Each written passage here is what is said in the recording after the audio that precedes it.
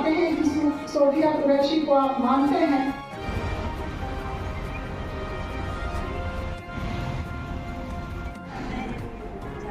चाहे वो महिला पत्रकार हो,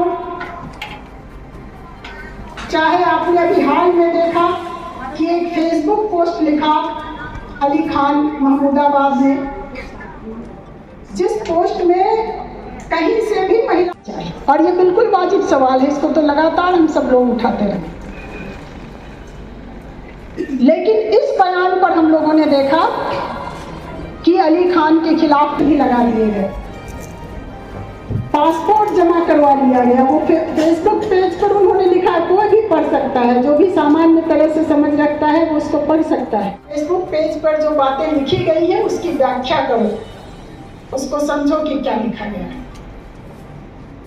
कुल मिला के आप कह लीजिए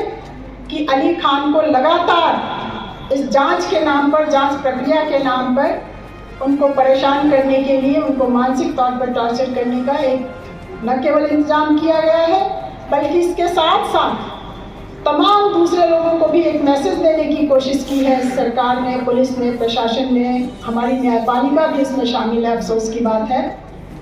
कि अब आप न्याय की बात मत कीजिए, आप लोकतंत्र की बात मत कीजिए, डेमोक्रेसी का नाम मत लीजिए।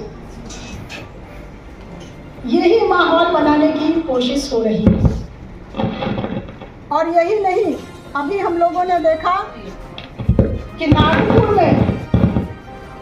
एक अम्बेडकरवादी कार्यकर्ता